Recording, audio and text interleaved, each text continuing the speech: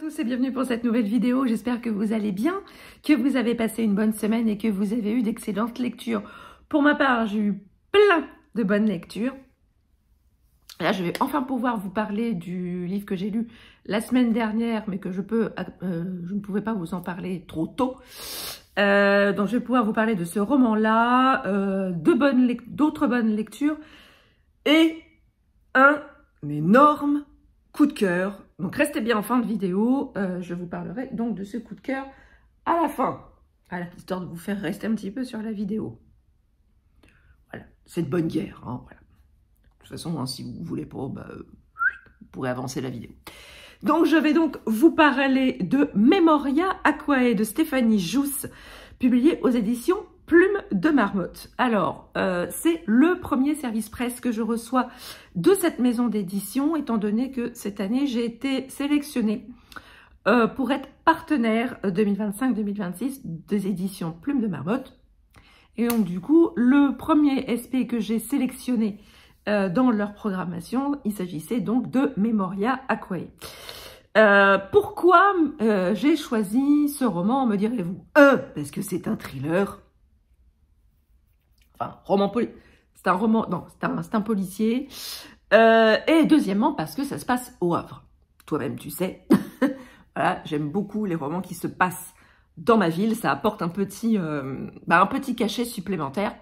Et donc, on va se retrouver ici. Le roman s'ouvre avec une enquête qui vient de s'ouvrir avec le meurtre de deux jumelles.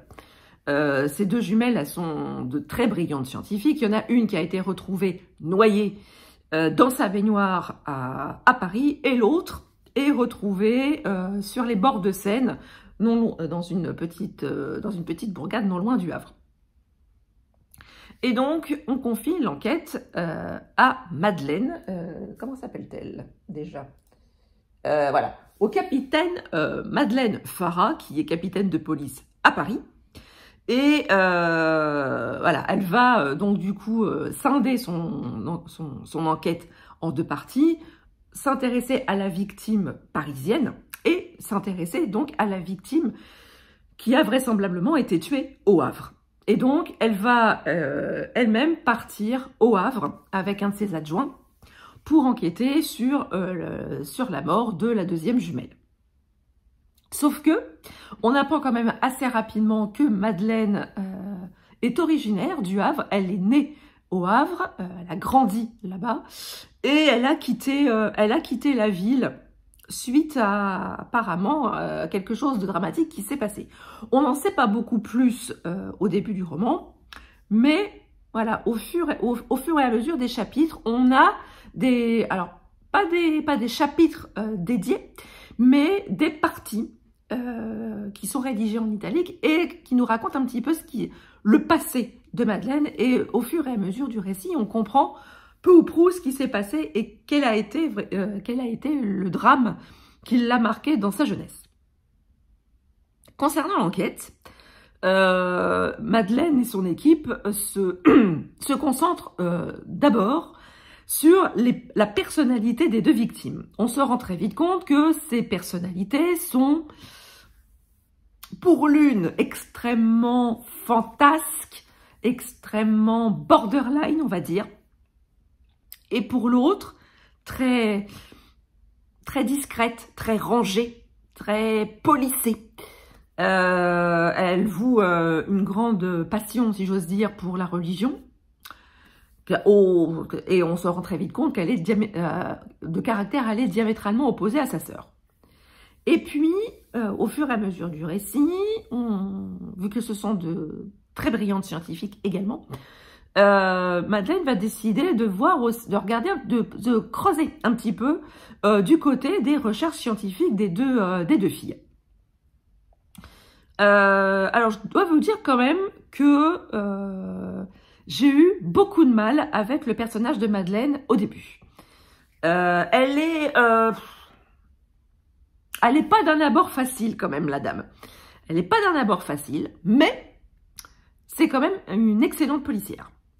Mais du côté de sa personnalité, elle est pas facile à appréhender. elle n'est pas facile à aborder et autant vous dire que je me suis pas immédiatement, je l'ai pas immédiatement appréciée. Au fur et à mesure du récit, mon opinion sur elle a changé. Parce qu'on en apprend un peu plus sur elle, bien sûr. Et elle ne va pas dire qu'elle s'adoucit, ce serait un bien grand mot, mais elle met un petit peu d'eau dans son vin, grosso modo. Alors ensuite, oula. Voilà. Ensuite, concernant l'aspect scientifique de ce roman, j'ai trouvé ça hyper intéressant. Franchement, je dirais même que c'était passionnant. C'était ouais, hyper prenant. Alors, le seul petit bémol, c'est qu'à un certain moment, ça devenait peut-être un chouille technique, ce qui peut perdre le lecteur. Mais c'est très léger, c'est pas, on rentre pas non plus dans des détails extrêmement complexes. Néanmoins, peut-être qu'on aurait, alors je sais pas si l'autrice aurait pu vulgariser plus qu'elle ne l'a fait, mais en tout cas, c'est un pari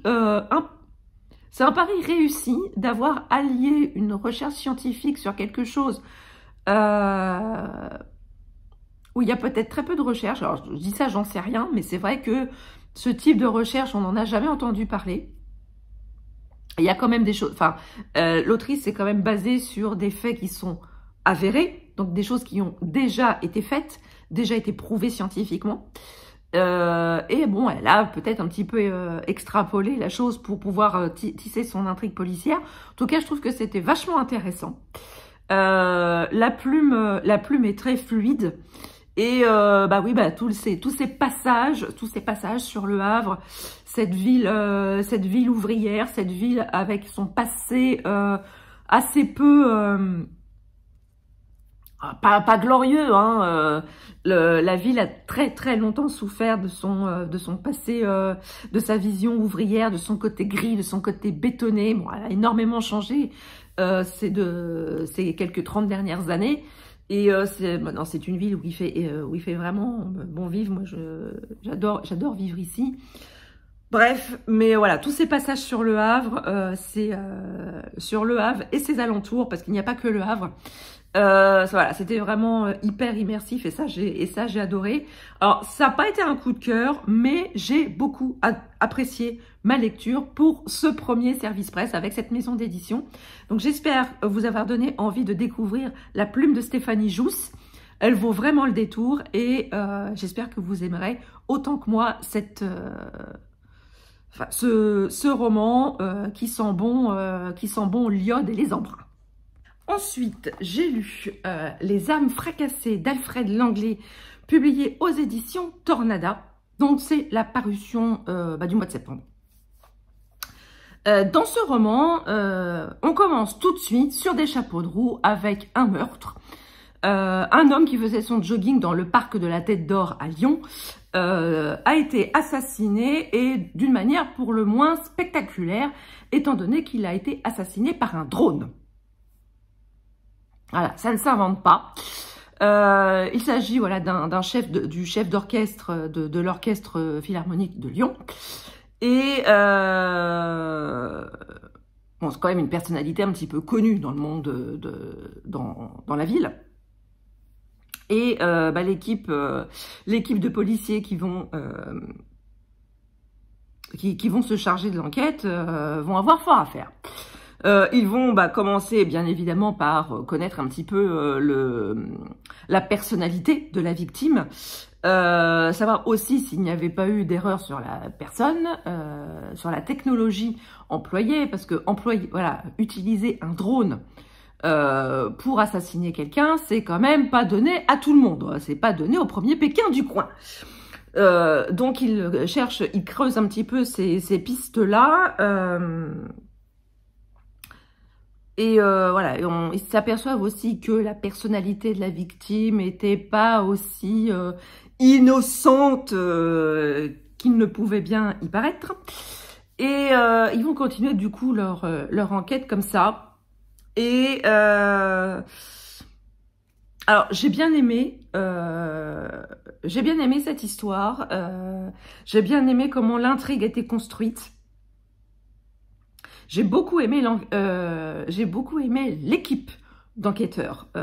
Surtout l'équipe d'enquêteurs, ils sont extrêmement intéressants, ils sont attachants. Et j'avoue que j'ai une pensée toute particulière pour la tata. La tata du commandant, parce que la tata Mancia, elle est marrante parce qu'elle a quand même des petits côtés Miss Marple. Elle aime bien que son neveu préféré lui raconte les enquêtes sur lesquelles il travaille. Et puis, elle aime bien, sous couvert de certains romans policiers qu'elle a lus, notamment des Agatha Christie, elle aime bien le guider un petit peu dans ses enquêtes. Ah bah ouais, bah tu vois, dans ce roman-là, tu vois, ça s'est passé comme ça. Et voilà, elle a ce petit côté quand même Miss Marple qui m'a beaucoup qui m'a beaucoup fait rire.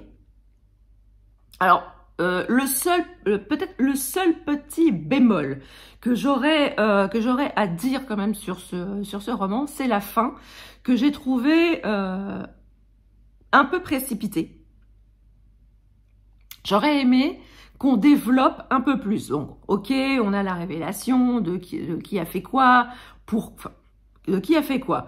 Le pourquoi, à mon sens, n'a pas été suffisamment développé.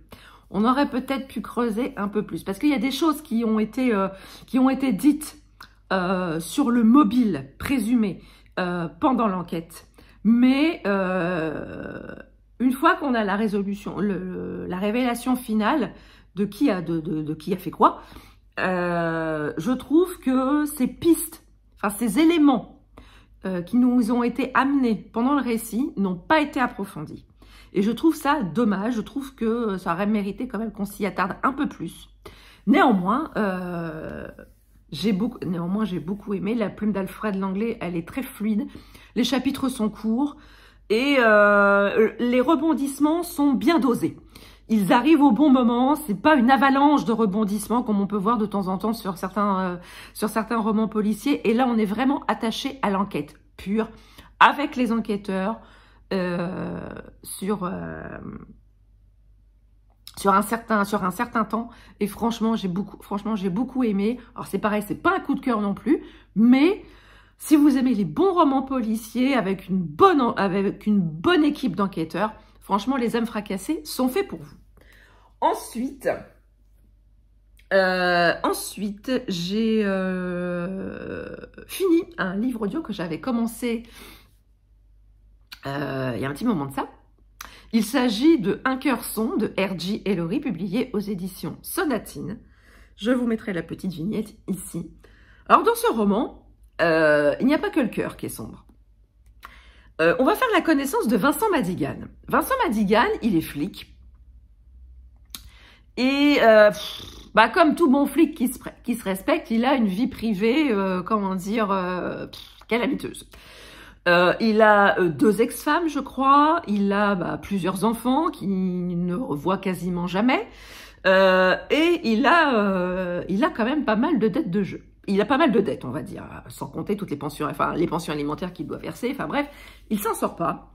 Et qu'est-ce qu'il décide de faire, me direz-vous? Eh ben, il décide de braquer l'un des plus gros parrains de la mafia de la ville. Celui auquel il ne faut surtout pas s'attaquer. Il décide donc de lui braquer 400 000 $ avec quelques complices. Et une fois le braquage accompli, Madigan tue ses partenaires.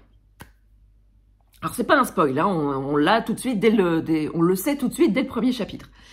Et il va tout faire, bien évidemment, pour être mis sur cette enquête, sur l'enquête de ces morts un peu suspectes, histoire de contrôler un petit peu l'enquête, histoire qu'on vienne pas lui chercher des noises. Sauf que cette enquête ne va absolument pas se passer comme prévu du tout.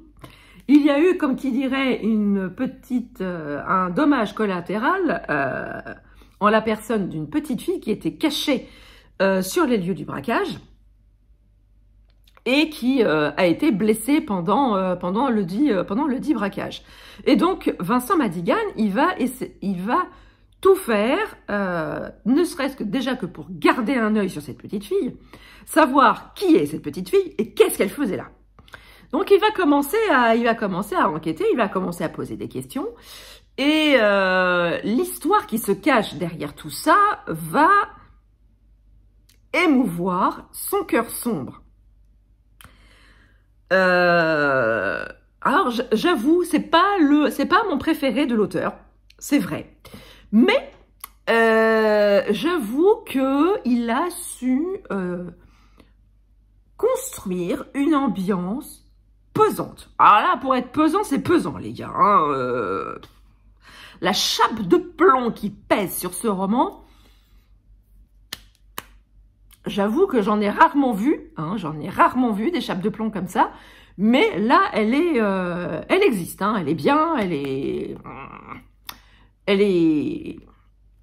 costaud. J'avoue qu'au début, le personnage de Vincent Madigan est détestable, autant dire les choses comme elles sont. C'est pas un gars bien, hein, c'est pas un gars bien, mais enfin, on nous le décrit comme quelqu'un d'absolument détestable, quelqu'un d'absolument pas fréquentable, un flic corrompu jusqu'à l'os, mais en grattant un petit peu sous la surface, on s'aperçoit que finalement, il a pas un mauvais fond, Vincent Madigan. Il a pas un mauvais fond du tout, et le récit va au fur et à mesure du récit, on va s'apercevoir que finalement, il est pas si mauvais que ça, il est pas si corrompu que ça, mais il emploie quand même des moyens un peu borderline pour arriver à ses fins. J'avoue que le personnage de Vincent Madigan est quand même extrêmement intéressant. Parce que on en voit quand même assez peu, hein, dans la littérature des policiers et polars en tout genre. Et c'est intéressant de voir ces personnages un peu borderline, mais qui sont plus du mauvais côté que du bon, et que par la force des choses, ils reviennent un petit peu dans le bon côté. Enfin, franchement, moi j'ai beaucoup aimé ce récit. J'avoue que le parrain de la mafia, il est quand même extrêmement... il est complètement cinglé. Il est complètement cinglé. J'avoue que voilà, sa réputation n'est absolument pas usurpée, parce qu'on a quand même des scènes où il est là, où j'aimerais pas être à la place de la victime, hein, quand même. Autant vous dire les choses comme elles sont. Il fait pas dans la dentelle. Mais voilà, alors c'est peut-être pas le meilleur roman de l'auteur, mais j'avoue qu'il est, voilà, ça permet de découvrir un peu l'univers de l'auteur, et je pense très sincèrement que Hergé Laurie, il a plusieurs cordes à son arc, et ça permet de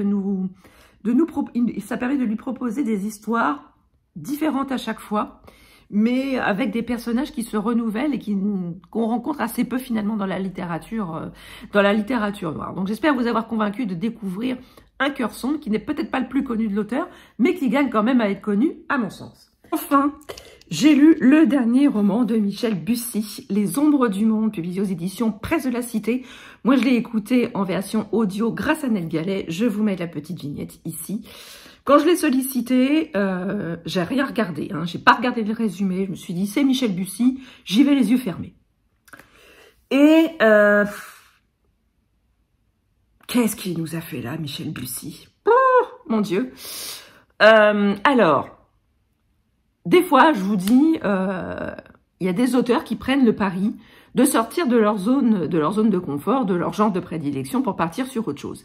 C'est un pari risqué, parce que ça peut être un flop intersidéral, comme ça peut très bien fonctionner. Le dernier exemple en date, il s'agit d'Olivier Norek avec les guerriers de l'hiver. Et là, Michel Bussy, il nous a fait la même. Dans ce roman, on va suivre Mahé, qui est une jeune fille, on est en décembre 2024, qui vit avec sa maman et son grand-père. Sa maman qui s'appelle Aline et son grand-père qui s'appelle Jorik. Mahé, elle a une passion, depuis qu'elle est toute petite, pour les gorilles. Et il y a un parc de gorilles au Rwanda. Et son rêve est bien évidemment d'aller dans ce parc. Ce parc au Rwanda, voilà, ce pays, le Rwanda, c'est pas non plus quelque chose qui est complètement inconnu pour elle, parce que son grand-père et sa mère ont un lien particulier avec ce pays. Jorik, son grand-père, était militaire en 1994 et il était en poste au Rwanda. Et on va très vite apprendre que voilà, en avril 1994, c'est produit, a été le début, le 7 avril 1994, a été le début du plus grand génocide de la fin du XXe siècle au Rwanda, entre le conflit qui opposait les Hutus et les Tutsis. Et pour faire plaisir à Mahé, Jorik, son grand-père, lui offre pour Noël un billet d'avion, bon pour eux trois, pour le Rwanda, afin d'aller dans ce fameux parc à gorilles pour faire plaisir à Mahé. Et une fois arrivé là-bas, bien évidemment, rien ne se passe comme prévu. Ah oui, et il va lui donner 3 choses à Noël. Ces fameux billets d'avion, un petit magnétophone à cassette et un cahier. Ce petit magnétophone à cassette, c'est la grand-mère, la voix de la grand-mère de la mère de sa grand-mère. Non, de la mère de sa mère, je ne sais plus. Non, de la mère de sa grand-mère. Voilà. Voilà, de la mère de sa grand-mère. C'est voilà, c'est des cassettes où sont répertoriés tous les chants rwandais, histoire de la faire baigner un petit peu dans la culture de ce pays et de connaître un petit peu ses racines. Et dans le cahier, ce cahier, c'est le cahier de sa grand-mère qu'elle n'a jamais connu.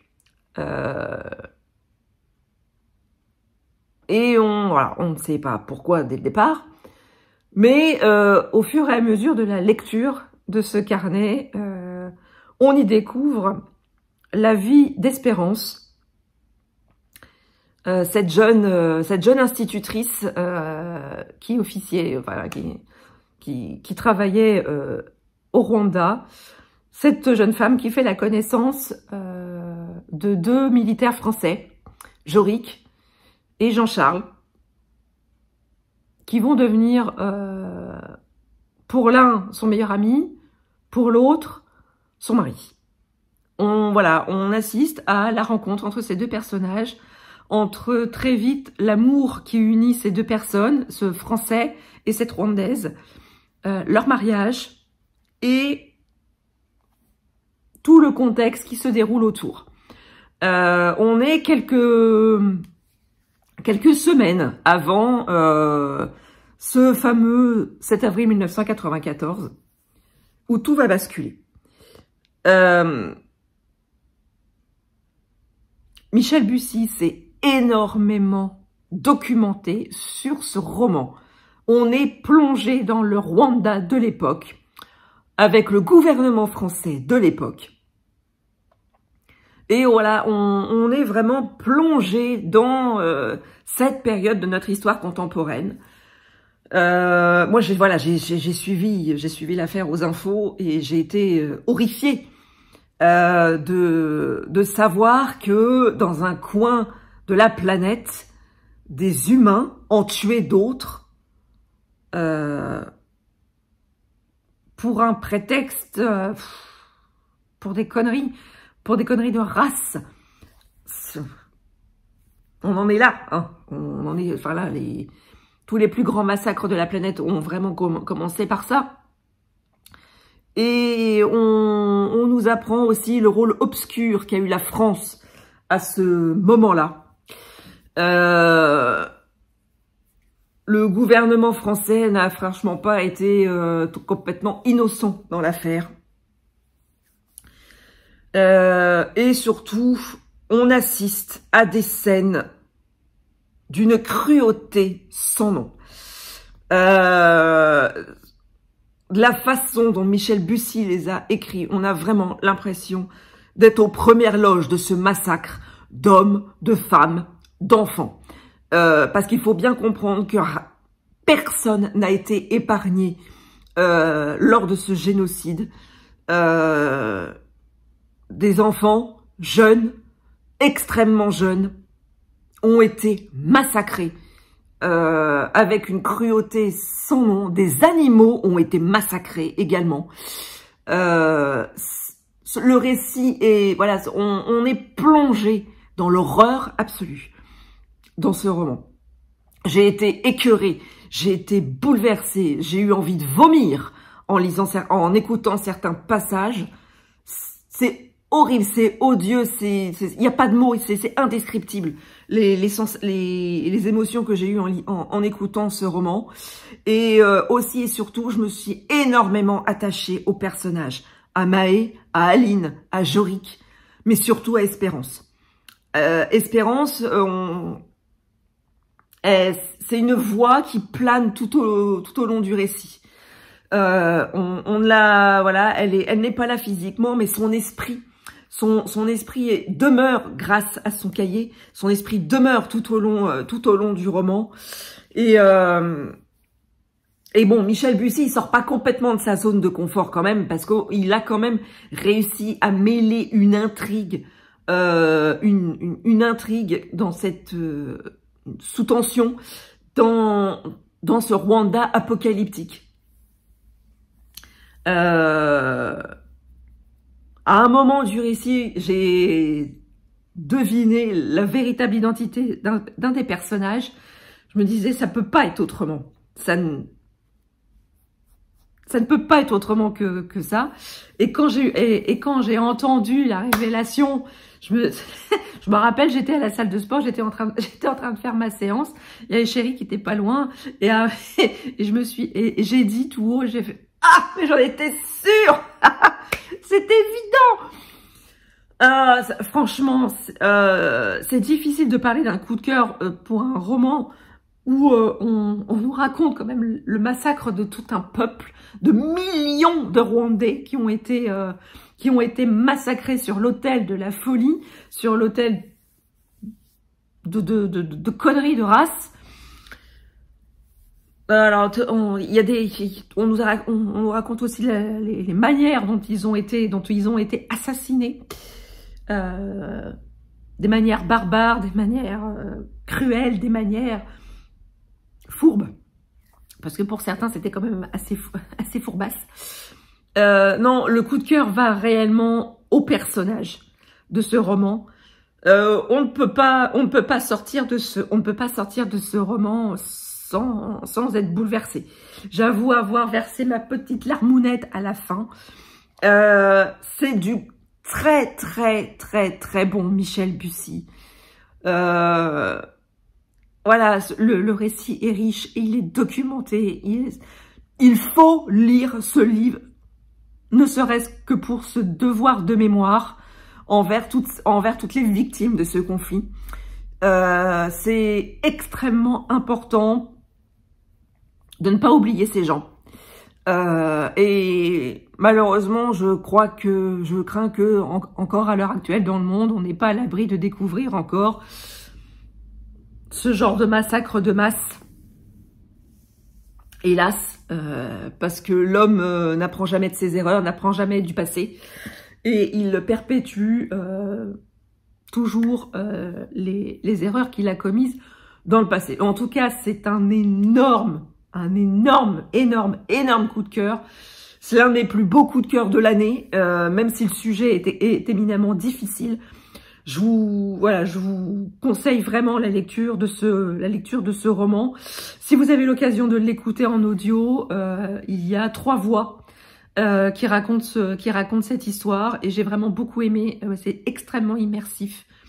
Et j'adresse un petit clin d'œil à ces gorilles qui ont aussi une place extrêmement importante dans ce récit. Et voilà, si vous lisez ce roman, vous comprendrez pourquoi je leur fais un petit clin d'œil. Donc voilà, la vidéo du jour est à présent terminée. J'espère qu'elle vous aura plu. N'hésitez pas à me dire en commentaire si je vous ai donné envie de lire ces romans. Moi, en ce moment, je suis en train de lire un roman de fantasy qui me plaît énormément. Hop là.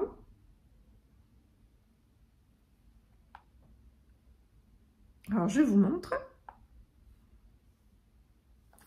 Voilà, il s'agit des Vaisseaux d'os, le tome 1 de R.J. Barker, publié aux éditions Léa.